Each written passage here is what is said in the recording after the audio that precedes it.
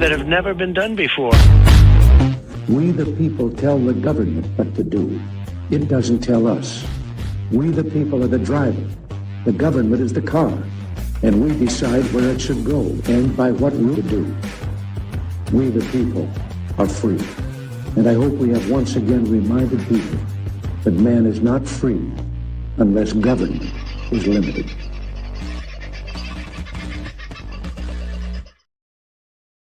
Well, howdy, folks. How are ya? How are ya? How are ya? I trust you had a good weekend and that you didn't get sunburnt, that you didn't get too cold.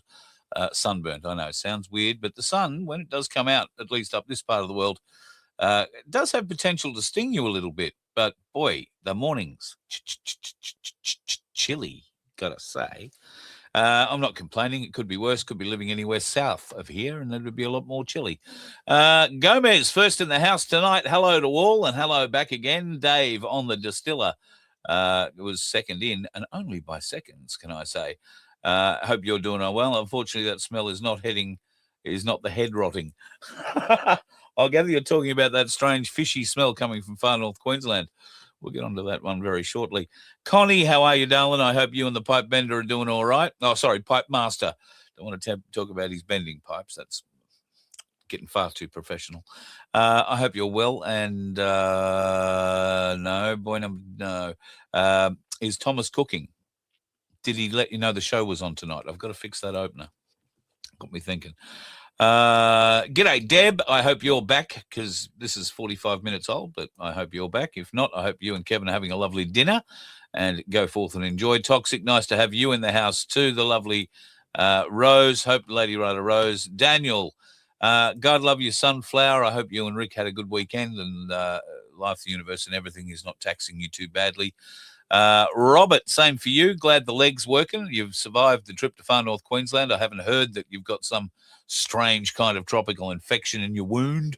So all being equal in love and war. Birdsville, we're going to have a bit of a chat, you me, about a trip to Birdsville and any potential reporterages that you could do for us. Because I won't get this old girl out there, not on those roads. But if you're going, doesn't mean you couldn't record a little story or two for us. Just saying, Robert, we can have a chat. Just saying. The Cunning Linguist, nice to have you back. At least I hope you come back in half an hour ago. That'd be a quarter of an hour ago, judging by the time it was put up. The lovely Aussie Sue. And you know what she's going to tell everyone, don't you? God love you. I hope you had a wonderful weekend. And please, if you are watching right now, give us that thumbs up. If you can't give us a subscribe because, well, you don't know who this strange, weird-looking bloke is on the other end of the camera, then I understand. Hang out. If you like it at the end of the show, give us a thumbs up. You might learn something. You might not. You might laugh your ass off and just think, worth coming back just for the laugh at how stupid this bloke is. So feel free to join us. I don't mind being laughed at. Silver Fox, hope you are doing all right, mate. All second physio today. Getting stronger every day, feeling better. So now you're able to climb up 2 tractors or just a bigger tractor. You need one of those things that Jeremy Clarkson had on, was it? I think it was the last series of series 4 of Clarkson's Farm, where he had an elevator thing on the tractor, so he didn't have to climb up it.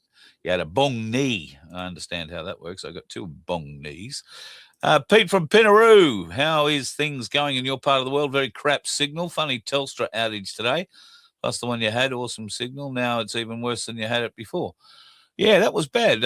We actually were able to converse for the first time in a while last week, Pete from Pinaroo and I, and had reasonable signal.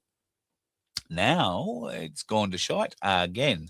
He does live in an area that's not known for its great reception. It was quite okay until Telstra turned off the 3G support network. And that happened a couple of years ago. Vince and I were down there when that happened. Could not believe just how bad Telstra signal was in Victoria. Basically, in regional Victoria, as soon as you drove out of a town, you lost mobile phone coverage completely until you got to the next town. I really hope it has changed and improved. If not, I'm sure a lot of people are sticking Starlink on their tractors. So, well, you spend so much time in the tractor, why wouldn't you stick Starlink on there? Just saying. Telstra is becoming more hit and miss down in your part of the world too, Silver Fox. Yeah, you're a little further south than where Pete is. And that's one of the areas that was really bad. We were driving through thinking, God, how shocking is this coverage that Telstra and this service that Telstra now don't provide.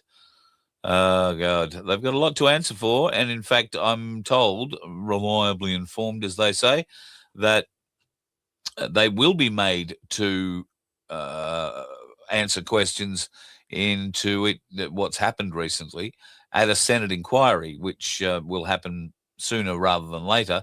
I guess it's not going to happen right now because they're in the winter hiatus, if that's what you call it. They're probably going to look at it, squeeze it into the next estimates, which I'm not sure could be in September, might be October. I'm not exactly sure. I think they're back early to mid-August. When I say that, the politicians are back in Canberra early to mid-August, but that might be then they'll get them in front. Who knows? The lovely Deb is back. Did Darren Hinch die as well? Yes, Darren Hinch did pass away. The devil finally got his due.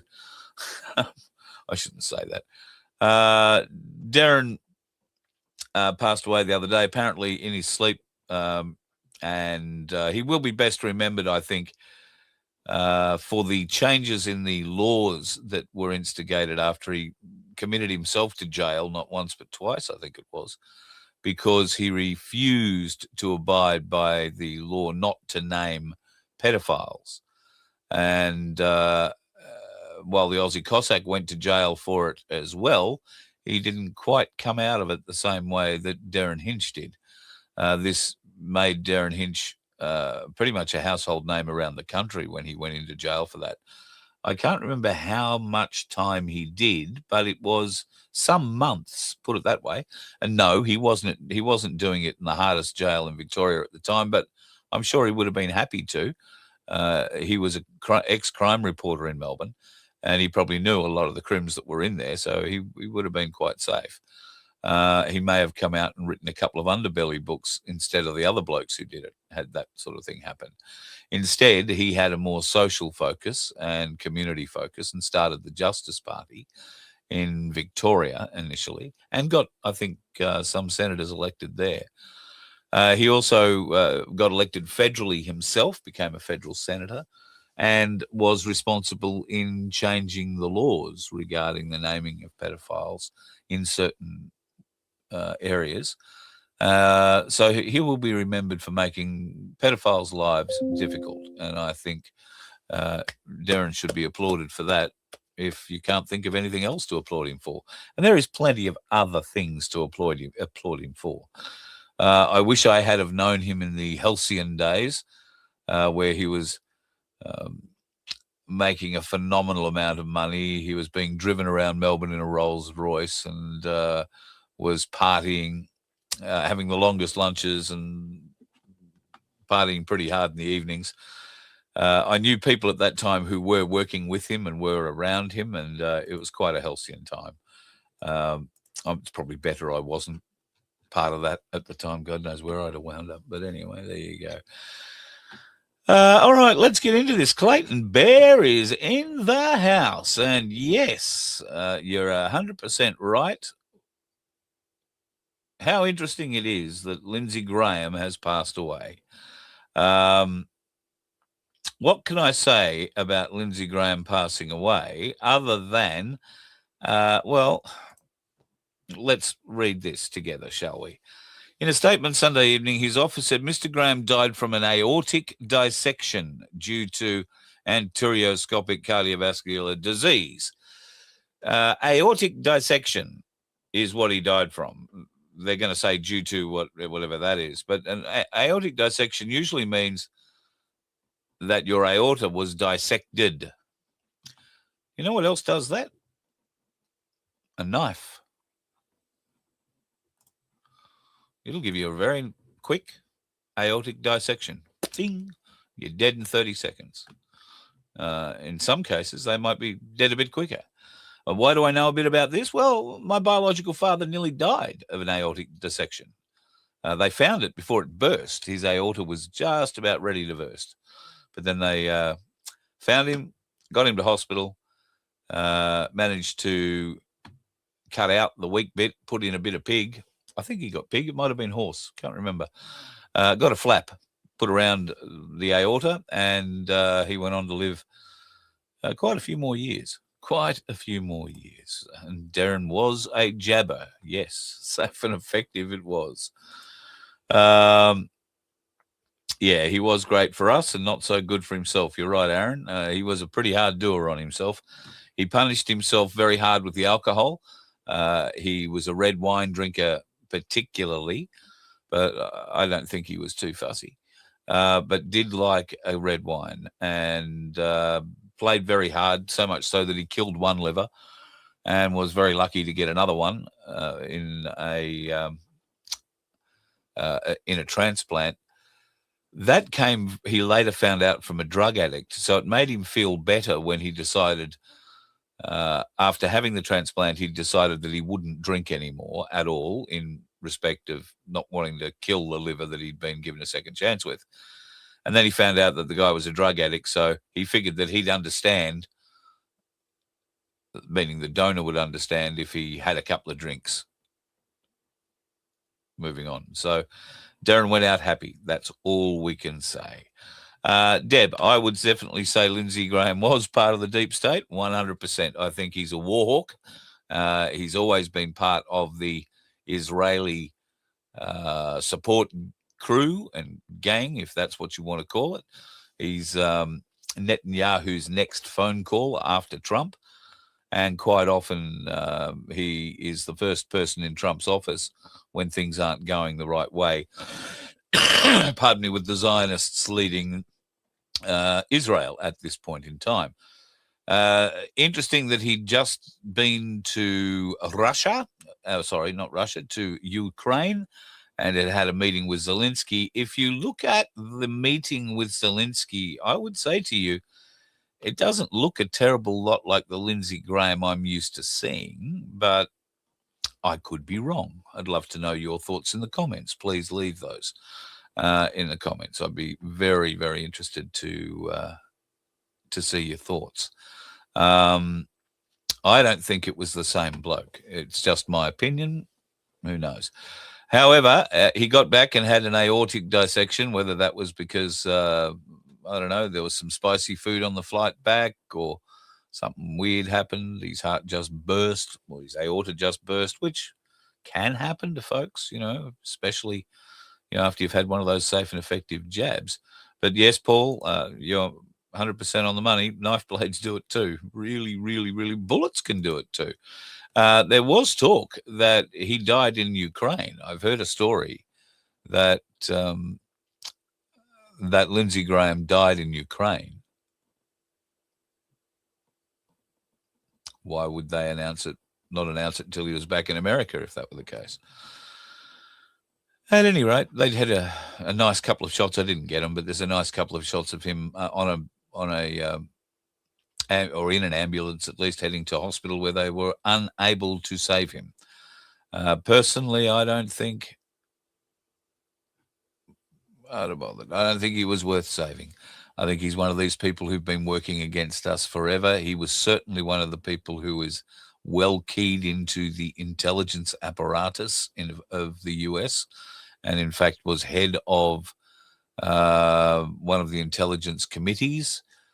Now there'll be an interesting battle to see who goes into those sorts of committees, the seats that he held, because they were very senior seats. It's also interesting that Mitch McConnell died recently as well. I mean, personally, I think Mitch McConnell probably died 18 months ago. They just wheeled him around and kept him, looking at the camera. A bit like Weekend at Bernie's, or Vince's Wave. It's weird. Very, very weird. So keep an eye out. I think there is going to be more weird shit happening in the days and weeks ahead. If I had any interest at all, and I probably should, but God, I find it hard to drag myself into reading and being involved and knowing anything really about what's going on with the Royals.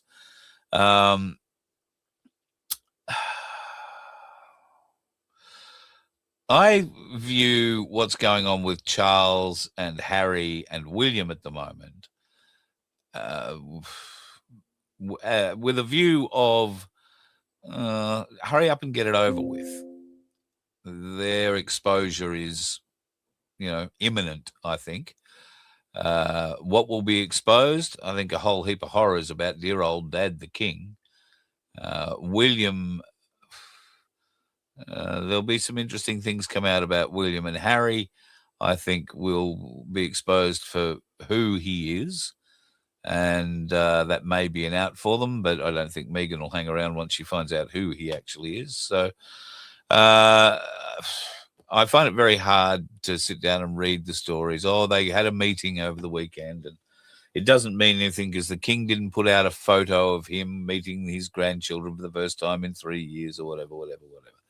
I think the king is going to die sometime in the near future. They keep talking about his cancer and making inroads on him. So this might be just the last time we hear of him with family and all that kind of thing before the next big funeral. So let's keep an eye out. Yeah. Joanne, I think you're right. And he knows it's all being exposed. He knows he has to play his role in it to a certain point, and then he'll die.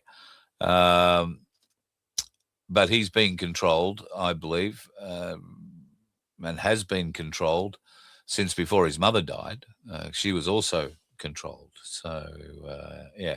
Who is the horse lady? I don't know. I've missed that one.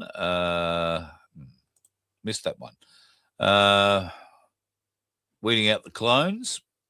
Yeah, there could be a bit of that going on. Just saw a post of Donald Trump put up with Lindsey Graham wearing a black cap with, MIGA, make Iran great again. Well, that wouldn't surprise me. That wouldn't surprise me at all. Sorry, just reading a couple of other comments there. All right. Thanks, Jude. Thanks for that. Camilla. Yeah, God, of course she is. Yeah, the horse teeth lady. Oh. Meeting with them too. Must have been a little bit tight because didn't they write a book? Not Camilla and Charles, but Harry and the thing that he married, Meghan. Didn't they write a book that upset everybody really badly? Didn't Harry say some pretty nasty things about the horse? Camilla, about her coming in as an ex or a mother-in-law or what do they call them, stepmother, making rules, all that kind of thing. So yeah, very sad if that is the case. Would have had to do a lot of begging. You saw that Prince Andrew is a white hat. Katrina. He might be singing like a white hat might like to sing, but he would be doing so under extreme duress. And that duress might be having, his brother turn on him and the rest of the royal family turn on him. They basically got him living in by comparison, a chicken coop to what he's been used to living in. He has no servants. He has to make his own tea. He has to stack his own teddy bears. And apparently is getting around with black eyes. So I don't know who's beating him on a regular basis, or maybe he's just beating himself up. I don't know. But I don't think that he's going to be playing a huge role other than telling on Charles and telling on all the elites who've let him down so badly. Yeah, very, very rude. Israel is in the MIGA. I think you might be right there too, Greg.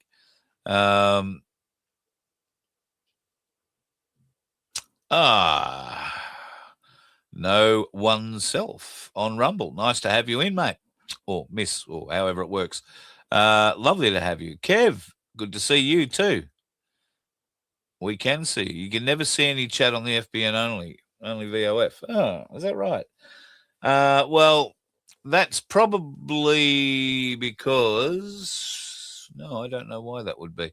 It might be a setting at my end, Kev. I'll get Vince to have a think about that when he is capable of thinking about such things. Rachel is known as Know Oneself. Good on you, Rachel. Lovely to have you. Yes, he might have a duncer's white hat on. Quite true. Quite true. And it would be very appropriate. All right. Let's get into a few interesting things that are happening in the wide world. Victorian potholes. I thought when I opened up the show with that, the average Roman didn't know their empire collapsed. They just know that their roads stopped being repaired one day. Hello, Victoria. Get a load of this pothole. I mean, this is a regular thing with cars and other vehicles in Victoria. Motorcyclists could lose their lives. Bent axles, broken wheels, broken rims, burst tires, buggered up shock absorbers. And when I say buggered up, I mean really buggered up to the point where they're blowing the stops out. This is unfreaking believable, the state of the roads in Victoria. So, Victorians, I know there are a portion of you who still will want to vote Green. There are a portion of you who will still want to vote Labor because your CFMEU programming means you have to. But please take heed of what happened in Rome, because you are the average Roman. You've got no idea what's going on around in the world.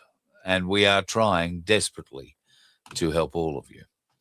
Now, I mentioned that there is a desperately bad smell, a fishy smell, not bad, just a desperate fishy smell coming from far north Queensland. And I've got to tell you, folks, it's a smell we haven't smelt out of far north Queensland in a while. Why? Because it's been too bloody rough to go fishing. But One Eye has cured that and cured it in a big way. That is One Eye's boat, or at least that's the back end of it. And that's his new motor on the back of his boat. A new, I think it's a Mercury, 300 horsepower, tear you a new one kind of boat. Now, it's been very rough outside of Ingham, outside of Lucinda, in fact, where Skipper Pete puts in, and to go out to the reef and fish off the continental shelf takes about an hour or so in the boat, going flat knacker in his V8. But he and three mates did make the trek out there because they have been inspired by our Fornicators series. And let me tell you, there was some serious fornicatoring going to be happening in far north Queensland. Here are the boys on the boat, last night and this morning. Get a look at what they are hauling up, will you? Here's the count from this morning. They stick it all out on the back of the boat and try and figure it out who caught what, where, and why, and they split it all up. So for those of you that are fish inclined and interested, there are Nanagai. They're the big one, the big red ones. The brown one is a gold spot cod. The smaller red fish are coral trout. The greenish ones behind the trout are a red throat sweetlip. There's a shark, mackerel, and a few trevally, one slaty brim, and a spangling emperor. That's what they brought home. And I've got to tell you, Skipper Pete is one happy bloke. In fact, he's asleep right now. But he's a very, very happy bloke. He hasn't been able to go out fishing for quite some time. And so that fishy smell coming from far north Queensland is Pete and three of his mates who have had a bloody great trip out. So good on you, boys. I'm glad it went well for you. And fingers crossed, you'll be out again in the not too distant future. Here's a warning we should all be familiar with. If fluoride is so good for us, then why does it have these warnings on the packing? That is a question everybody should be asking their council.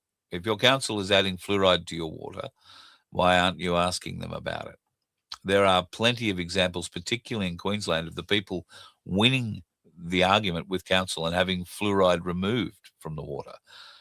So it can actually be done. If you're in one of those communities, then reach out. I think I can hook you up with some people involved in those council actions, those successful actions, and make sure that you get your council on board. Of course, they don't issue warnings everywhere. You've just got to wait for certain other organisations to put it out.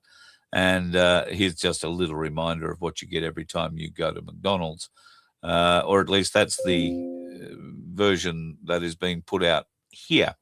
McDonald's have been criticised in the past for having less than beef in their meat at times. And in fact, there are court cases previously, or at least search records and records of charges, that there was meat that was not of beef nature contaminating their burger mince.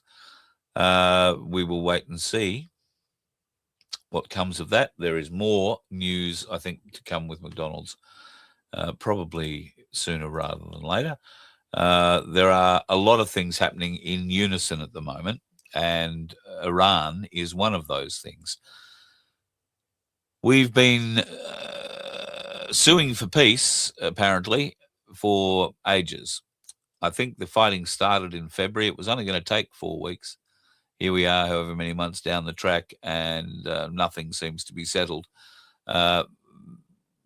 Emissaries turn up in strange, far-flung cities and sign pieces of paper that are set on fire by the missiles, and the fires left burning after those missiles strike either ships in the Straits of Hormuz or bases inside Iran.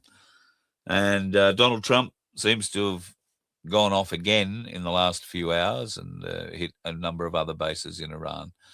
The new leader, the new Ayatollah, the son of the old Ayatollah, who still hasn't been seen publicly but seems to be issuing some fairly threatening memorandums, has thrown one out with a picture of a list he calls the kill list. You can see Netanyahu and Trump, but a great deal of other members of Trump's leadership team, and I guess quite a few Jewish ones there as well.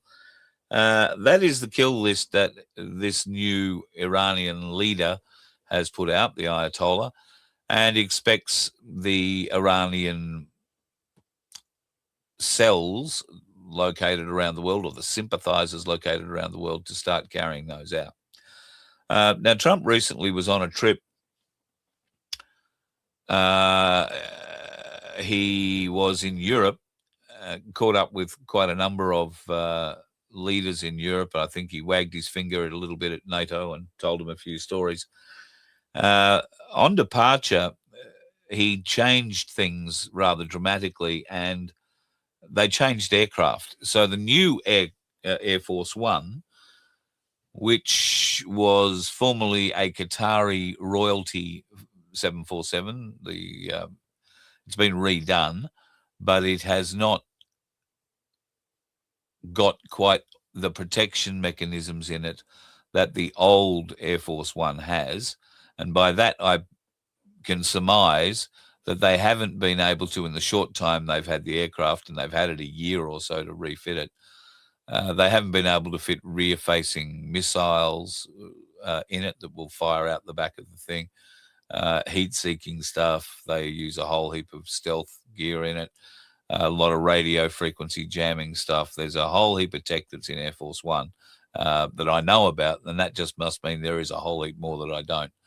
And they don't have it all in this new plush Qatari 747.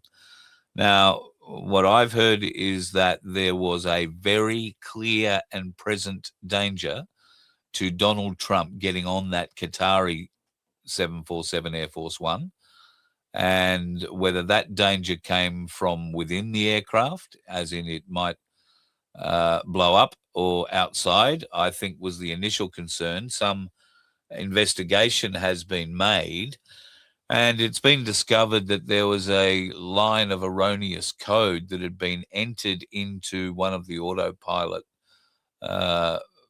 control mechanisms, meaning that at a certain time in the flight at 30,000 feet, the aircraft would effectively go uncommanded and crash itself into the ground, and it would look for all the money like an aircraft failure, in aircraft control failure, not anything the pilots did or whatever.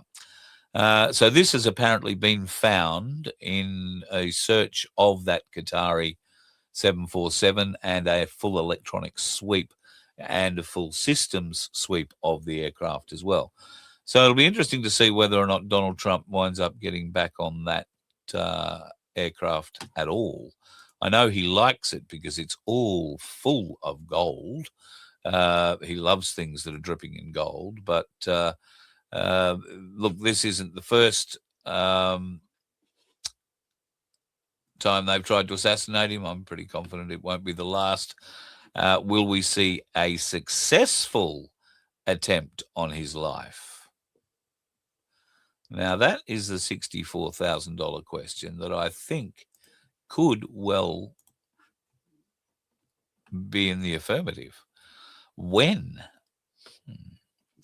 Well, we have heard all these wonderful dates, haven't we? There are a number of dates coming up at the end of this month. 24th is one of them. There are more dates in August that I've heard mentioned, and again in October. One of the resounding messages that I keep being told from overseas particularly is that there will be no midterm elections. Now, the midterms are scheduled to happen in November of this year. But whatever is going to happen, be that a financial crash where the system is shut down, where the US dollar goes to nothing, and let's face it, the war in the Middle East is all about oil and the US dollar. Now, Russia and China are trying very hard to break the US dollar and set a new gold standard. They are already trading oil for gold rather than trading oil in US dollars, and the Saudis have joined them. The Saudis and Kuwait, in fact, all of the Middle Eastern nations that have housed American bases have been placed under a great deal of pressure to kick the Americans out. And this is under the deal that Iran wants to make with America and Israel. So the deal would be to stop supporting American bases in Saudi Arabia, in Kuwait, in Qatar, in Bahrain. And I'm pretty confident Dubai would probably fall into that as well, where we have some Australians based. So remains to be seen how all that plays out. But if that were to happen, what do you think would happen to the US dollar? Because they would effectively be able to level no influence whatsoever over oil prices and oil sales. So going to be interesting to see how that one plays out, I think, in the near future. There's a lot of things. Bring back the gold standard? Absolutely. I'm with that too, 100%. And at the moment, gold and silver, well, gold is looking a little stronger. Silver's still sitting around that $83 to $85 mark. That just means, let me take that off. That just means, as I always say, folks, if the price is down, buy. And buy. You know what I'm saying. This is my opinion only. I do not offer you financial advice, but I failed economics in high school, and my understanding of gold, silver, and all things to do with the economy is not known to be, highly regarded. However, I do understand that when the price of something valuable is low, it's probably worthwhile getting a hold of some of it and hanging on to it until the price of it is high and then selling a bit of that. And it did seem to work for some people recently, can I just say, earlier this year. I wasn't fast enough to catch that rise. However, if you are looking to buy, then the only place I would suggest you do it, because as far as I'm aware, they're the only people that will give you a discount when you're buying your silver and or gold and or any other precious metal. And that's Ainsley Bullion. And you can buy online. You don't have to go and line up and wait and present your license and do all that sort of stuff. AinsleyBullion.com.au. Now, mention my name in the notes section or Voice of Freedom in the notes section, and you'll get that little discount applied. Now, it's only tiny. Don't expect to be able to save the world out of it. But like I say, nobody else is offering you a discount, and the more you buy, the greater the discount will be. So that's just my offering to you. Of course, you feel free to do with your money as you will and spend it where you will. I also would tell you that the Ainsley Saver is a great way of slipping $50 a week or $50 a fortnight or $50 a month. Recently, I haven't been able to put any money into it at all. But I'm going to try, hopefully, in the next couple of weeks to put another $50 away into my Ainsley Saver. And what that means is that I can transfer that into silver or gold or both. And I know that it's safe. It's sitting in Ainsley's store. And if ever I want to sell it, even fractionally, because I don't own enough, I probably own a few ounces of silver, but I wouldn't own too much by way of gold. So if I wanted to sell up, it's a simple matter of sending them an email and saying, hey, listen, I need to sell whatever's in the Ainsley Saver. Can you put it in the bank account? And it's that quick, that simple, that easy. So don't think for a moment you can't get at your money once you've put it into an Ainsley Saver, but I would suggest you hang on to it until the prices go up a bit. But instead of going out and having to find maybe $100 for a nice coin, you can put $50 in, and that'll just keep adding up and adding up and adding up. And I've got so many letters from people who've said just that. Thank you for introducing us to the Ainsley Saver. We started it. One fella said he started it. I think, the first night I basically said we should be doing this. And that was over a year ago. And in that year, he's been able to save up and get a holding of gold and silver that was quite significant. I forget now exactly what it was, but he was leaping for joy. I hope he managed to keep it through the crash as well. You don't want to sell it. You don't want to get scared when things crash. You just want to get smart and try and buy some more of it because it is going to come back. AinsleyBullion.com.au. Tell them I sent you, get that little discount, and they will look after you. I promise. And I was speaking with Michael. When I say speaking, I sent him a text last week just asking how these new laws affect Ainsley Bullion. The laws I'm talking about are the ones that came into effect on July the 1st, where Cass Smith was speaking about how pretty much everybody in any financial situation professionally now has become a spy for the government. Now, I was pretty much 100% sure that nothing much had changed for the likes of Ainsley Bullion. They are a major financial institution in this country. They've been around for 52 years, and they are one of Australia's oldest bullion dealers. So they, along with the banks and the likes of the Perth Mint and anybody else who's selling large amounts of bullion, will be subject to a lot of regulation and a lot of tracking regarding who's selling what, who's buying what, where it's going, where it came from, and all that sort of thing. Now, you ordered an 1,800-ounce plasma torch or an 1,800-watt plasma torch. Are they the things that set things on fire? Like a lightsaber that really works? That's got me thinking. Wow,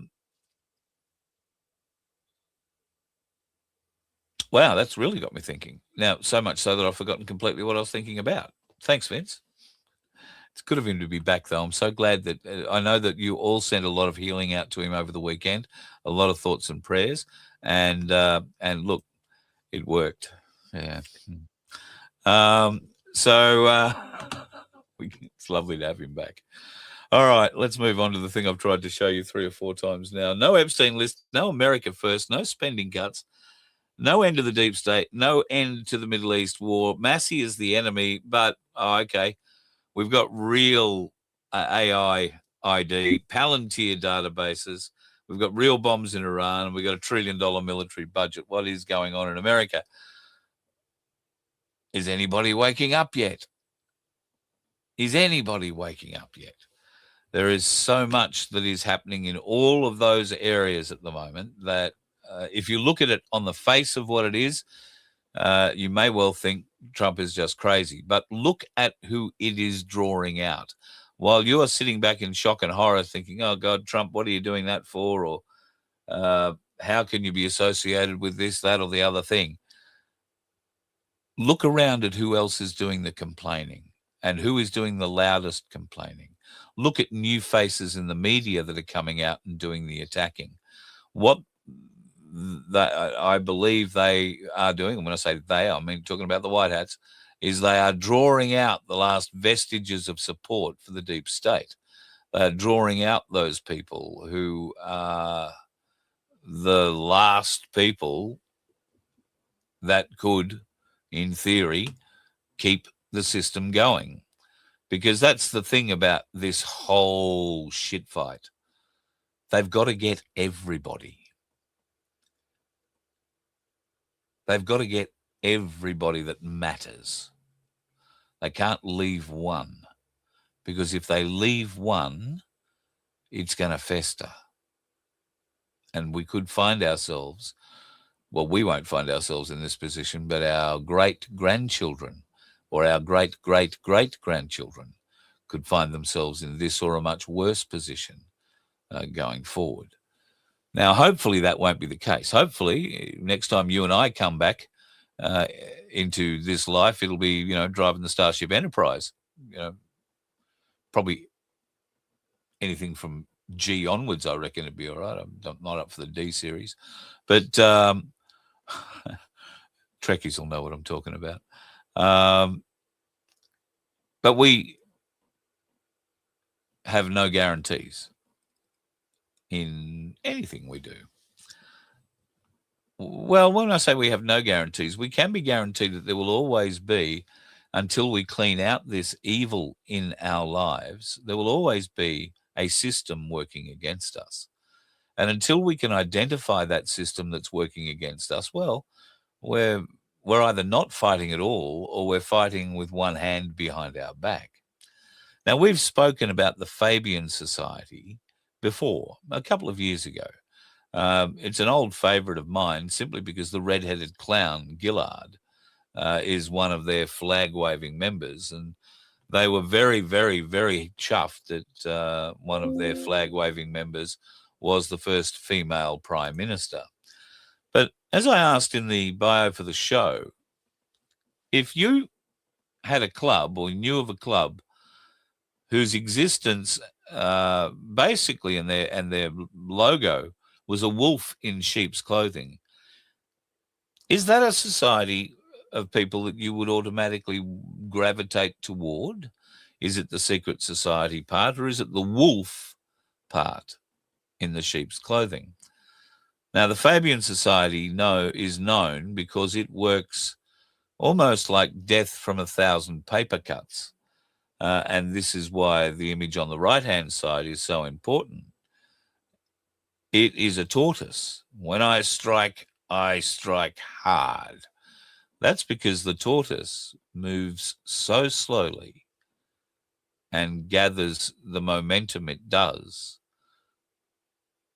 And when I say it gathers momentum in social circles or socialist circles.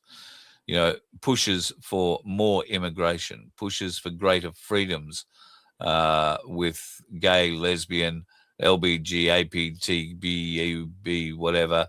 And of course, these are the bastards who are pushing gay nursery rhymes on our kindergarten-age children in school libraries, or worse still, being invited into these daycare centres.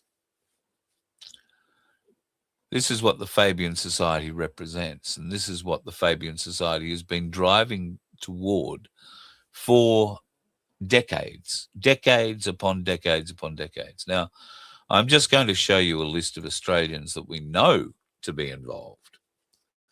And of course, Gough Whitlam, Bob Hawke, Paul Keating, Kevin Rudd, Julia Gillard are the ones that we know definitely are involved. We also know that these days, Penny Wong, Tanya Plibersek, Wayne Swan, who I'll tell you a quick story about Wayne Swan.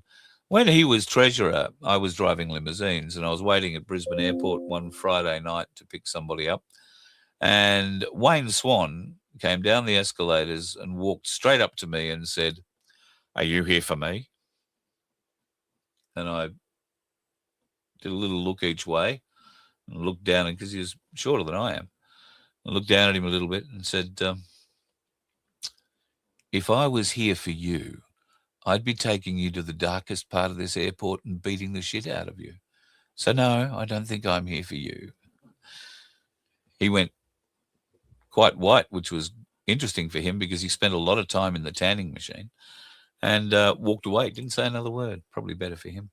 Wayne Swan, Gareth Evans, you might remember him. He had an affair with, was she a Democrat at the time? I've forgotten her name, but she was involved in one of these other female-type societies in the whole thing as well. Kim Beazley, Don Dunstan, there's a name from South Australia's past. Frankie Crean, of course, Faulkner and Barry Jones. Now, Barry Jones was at one stage, I think, the smartest man in Australia.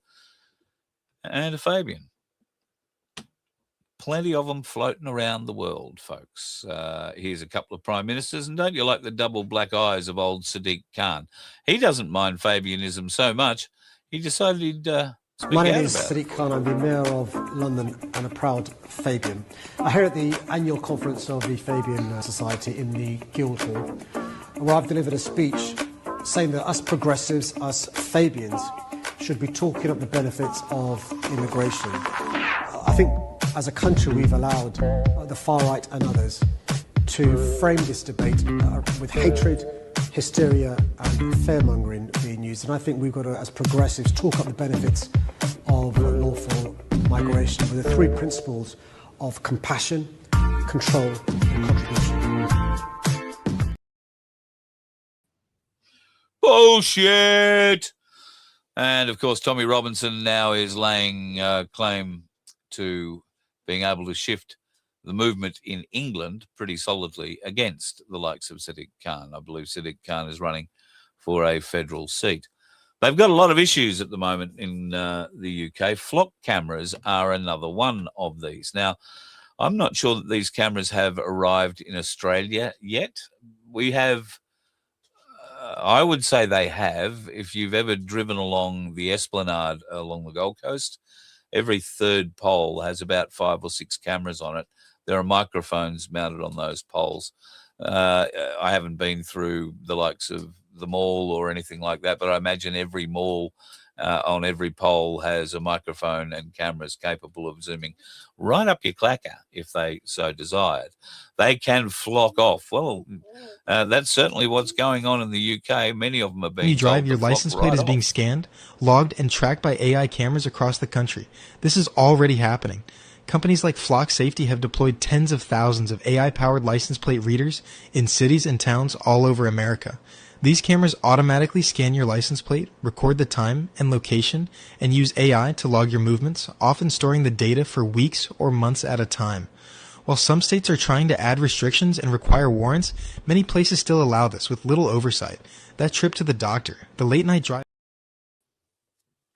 Remember how I'm talking about data points and how each data point should be worth a piece of money to you? Here is how they will collect data points on you. They'll collect your license plate again, because it'll be collected multiple times. So you should be paid multiple times every time it's collected, because you're being tracked with that collection data point. It's an assembly of those points that allows them to build a data picture of where you go, what you do, how fast you do it, what you buy, where you buy it, how much you spend buying it. And if they can hear you through the likes of your mobile phone, which is always listening, as we all know, then all the more data they're going to pick up, all the more. So I haven't had Vince try and put his head to how we do this yet, but I want to know, people, who do we talk to? There are companies selling our data. How do we sue them for a share of the money they make out of our data? It seems only fair. Although I guess in the fine print in every contract we sign, or have signed in our life probably to date, there will be a line somewhere that says, oh, we're allowed to do with your data whatever the hell we want to do with your data. And I guess if you've signed that, then we might well be stuffed. But that doesn't mean that retrospective laws cannot be enacted. New lines cannot be added to contracts that says, yes, I agree to having my data sold for an agreed fee per data point. Or no, I don't agree to have my data sold at all. So you get an opt-in or an opt-out, and if you opt in, you get paid. Therefore, it becomes the incentive of the data company to have you opt in to as many things as possible, to give them as much data on you as possible, so that they can sell that data to whomever they are selling data to try and make it useful. Now, is this a bit like an AI programmer programming the new AI to get ourselves out of a job? Maybe. You'd probably want to be a bit careful doing it that way. But if people are going to play this game, people are going to play this game. So every one of these, you got to add for me. Oh, Paul, I haven't seen your email, unless it's come from somebody who's not called Paul and didn't ask me for an address. But I don't care, black or brown hat, Paul, either one. I seem to have a weird head size.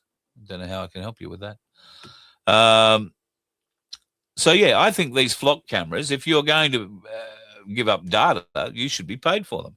So I don't know how we do it. I'm going to be speaking with our friendly lawyer, Peter Pham, who may or may not be able to help because he's a pretty defined area lawyer, Pete.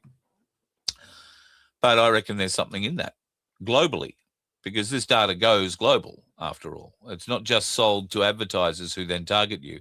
It's also sold to international companies who look at you more broadly for trends in Australia or through Asia or through Oceania. So all of these data points add up, and we should be able to have quite a comfortable living wage every week just out of what they pay us for the data they glean from us. Of course, in the UK, particularly the Floc cameras are not being taken terribly well by the community, and I fear that we will have similar things happen here in Australia. Yeah, this is the cavity back phased array electronic assault weapon. I've just cut the wires there. That's what everybody needs to do. I'll take the unit down. That's an illegal fitting that can kill people. It's a direct energy weapon. So all these units are going to be disabled. This is our defence in law. As long as you've got the flies on you, yeah, that's now disabled. That can't kill anybody. So all these will get done round here. They'll either get the wires cut or they'll get taken down. All right, people, this is in Yorkshire, and this is what we're doing. Save the children. It's right near.